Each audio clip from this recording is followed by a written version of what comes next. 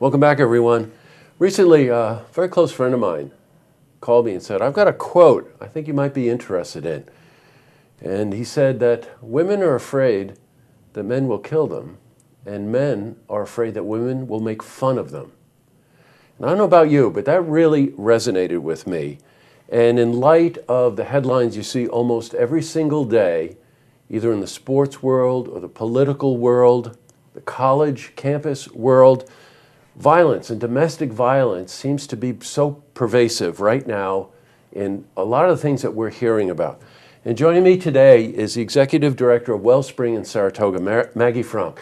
Maggie's a frequent guest here, and this is a topic that I think we could talk about almost every single month, if for no other reason than to just maintain awareness in a broad sense in the community about how important this topic is.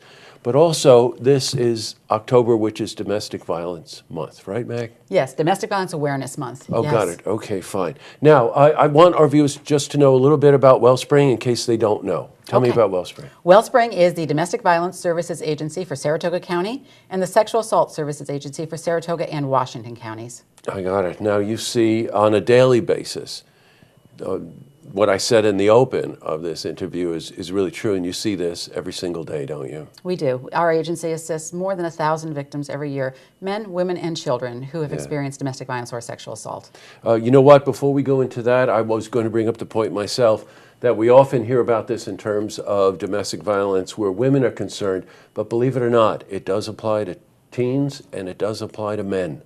And you see that as well, with a different set of challenges to try to cope with it, right? Yes, the underlying issues of power and control are the same, but we know that when a male victim comes to us, how incredibly difficult it is. It's difficult for a female victim to come and say, I'm experiencing this, and even more so for a male victim. Right. I'm going to cycle back on that. You said something about privilege, power, and control that really struck me. How does that play out in what you witness all the time? I think that those are the very underlying tenets of domestic violence, is that someone in a relationship where they say, I love you, is exercising power and control to control someone else's behavior. Mm-hmm. Now, we think of domestic violence, I think most often, right, as physical violence, right? But a lot of times, emotional violence, spiritual violence, financial control, these kinds of manipulative, psychological abuse is as prevalent, correct? Even more prevalent. I think when we see someone who's been hit, something in us says that's wrong and we know it. Mm-hmm. But when you talk about psychological control, emotional control, social isolation, financial control, those often go under our radar unnoticed. Mm-hmm. And yet those are present in practically every domestic violence relationship. And physical abuse isn't always.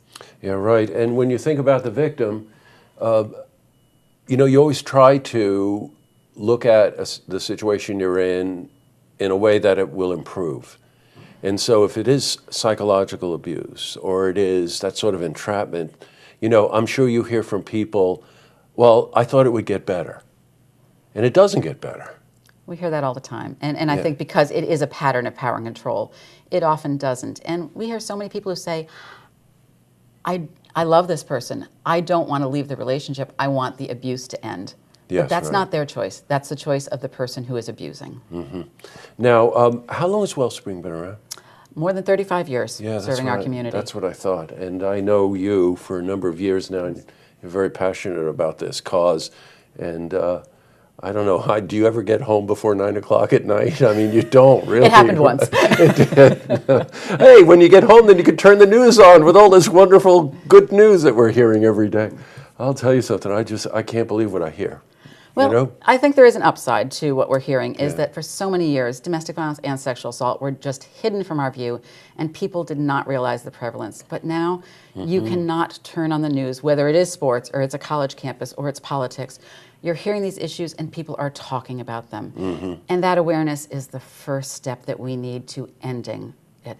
It's not just helping survivors to break free, it's changing the social norms that underlie.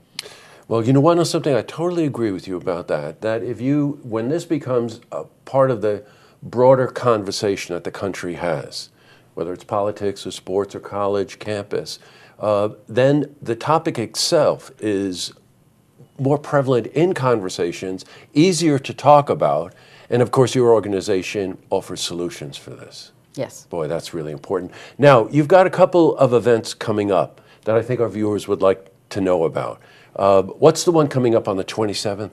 Okay, October 27th is our Girlfriends Helping Girlfriends event. Oh, okay. So it's a fun night of shopping, and it started, local business owners said, we care about this issue, what can we do? Many years ago, they started a fundraiser for us. So it's fashion shows, a night of shopping, it's wonderful food by Longfellows. Mm-hmm. You can learn more at our website, wellspringcares.org, and it's a great night out that raises money for survivor services and prevention programs.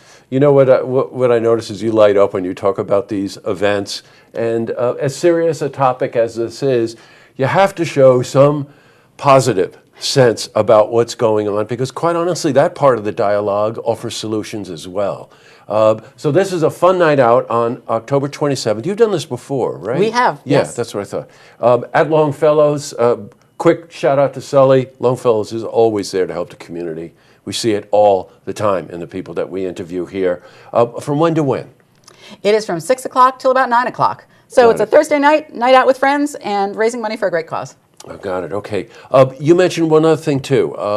When we were talking, that you were recently the recipient of some bonus money for a national organization, a national effort. What is that one? Purple Purse or something? Allstate's Purple Purse Challenge. Oh, okay. So that's happening right now. We're into week 2, just entering week 3 of an online fundraising challenge. And so agencies that are participants work with their communities in raising funds, but then the really wonderful part is Allstate is donating $325,000 bonus money to top performing agencies. And we're really pleased. In the first week, we were the number 4 earner, and we got a $10,000 bonus from Allstate. So our local community has given generously, and Allstate has given more money for programs and services. And I want to just remind our viewers that this money goes directly into Wellspring for the programs that they offer people.